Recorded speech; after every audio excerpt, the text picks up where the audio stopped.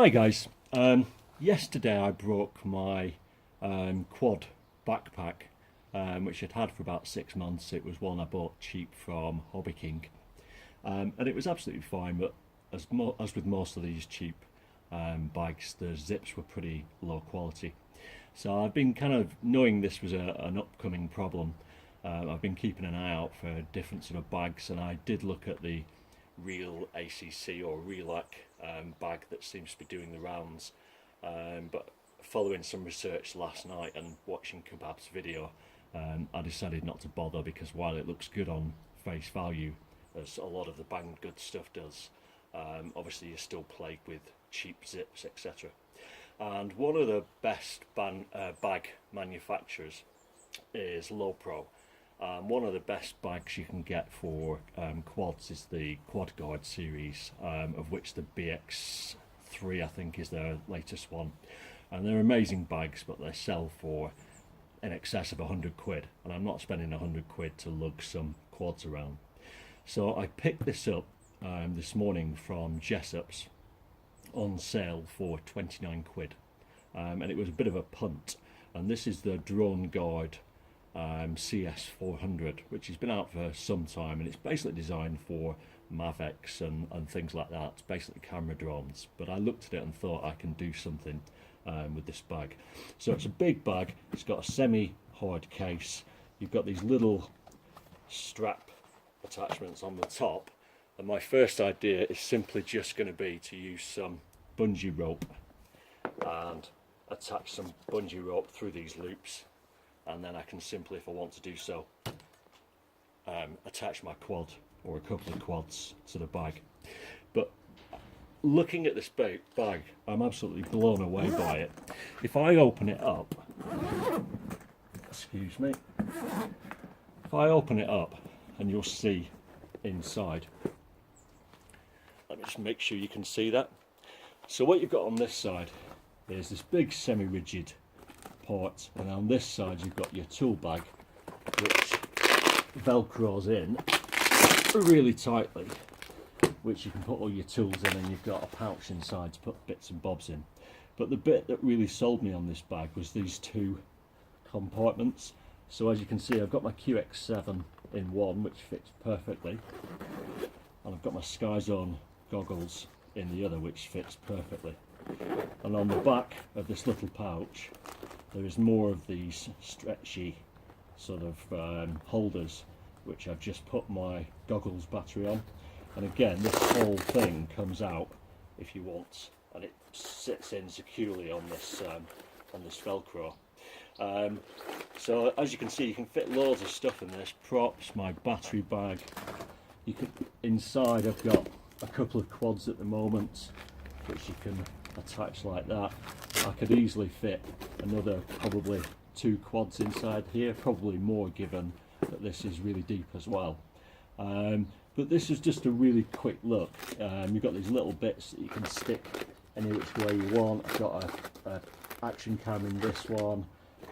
All these kind of move around and you can do what you want with them. So this isn't a review, it's just if you're thinking about spending 50 quid or 49 quid or whatever it is on that Real ACC bag, just have a scout around, because I bet you bottom dollar this thing will still be working when the Real ACC one has fallen apart. And for 29 quid, I'm just absolutely blown away. I've literally just thrown my stuff in here. I haven't spent any great time setting it up or anything, so there might even be a better way to set this up. But because everything is removable, you can basically just design it however you want. And as I said, if you put some bungee rope on the outside, you could use it to attach your quads on the outside as well. Second thing I want to quickly discuss is this guy, which is the HGLRC dinoshot 4-in-1 BL32 40 amp 32-bit 4-in-1 ESC. And I've been kind of looking at this for a bit, and I've kind of got mixed feelings on this. The HGLRC 4-in-1 ESCs are pretty popular. The 28 amp and the 20 amp for sort of 3 and 4 inch quads. But this is a 20 by 20 5.5 gram ESC, which claims to have 40 amp constant and 50 amp burst current, and it comes with a little, what is it, 35 volt 1000 UF capacitor. Now let's be honest about this.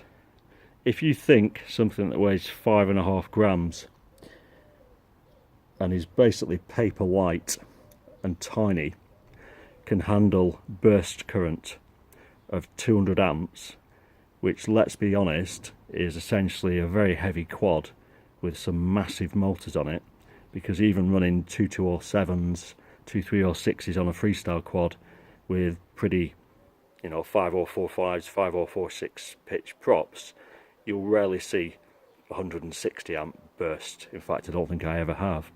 So the fact that they reckon that this can handle 50 amp bursts or 200 amps is frankly just bollocks. There's no way on God's earth that if you strap this to a really powerful heavy quad that you can expect this to handle those sort of currents. It will simply fry. It's rated for up to 5S as well. However, the reason why I've got it is I think if the quad is relatively light, and the reason this is floating around my end is because shortly I'll be reviewing the new Hyperlow RS, which is a sort of semi-light freestyle stroke race quad. I think if this thing can handle 30 amps burst, which is probably all I'll need on that sort of race set, that sort of setup running 2306s or 2207s, then it'll be fantastic. How long it will last is anybody's guess. And you know, if you're the sort of guy who thinks what someone's written is obviously true, then I've got a timeshare in Russia that I'd like to discuss with you. So yeah, so it's just really a quick look at this. It's got one of these silly pin connectors on it which attaches to the flight controller, but what I'm probably going to do is simply remove this connector, if you can see it, and directly solder my power and motor wires onto it, because while I have got a HGLRC flight controller, I don't particularly like these clippy mounts that they use for two reasons. One, it's really easy to break them, and two, it limits your options in terms of soft mounting. And while, you know, if you're using an MPU 6000 gyro, soft mounting isn't absolutely the be all and end all, it's always better to have. And if you're running this stack with its corresponding F4 flight controller, you really need to soft mount the whole stack, and even then you're not really getting the best you could do. So as I said, if I can remove this plastic connector, solder directly to these small pins, then I'll just use a Matek 20 by 20 flight controller or something like that, and soft mount it as normal. But yeah, that'll come up in a future build. But my hope for this is that it will handle, you know, 2306s or 2207s on a relative sort of mid-weight quad, one that weighs maybe 260 to 290 grams, without it dying too quickly. So we'll have to wait and see. But please don't buy this if you're running a really heavy freestyle rig. There's no need to, for one, and B, it's frankly nonsense. If HGLRC have made an ESC that weighs 5.5 grams and can handle 200 amps of current, then everybody else who works in this industry is an idiot, and I don't believe that, and neither should you. Cheers guys, hope that was useful. Bye bye.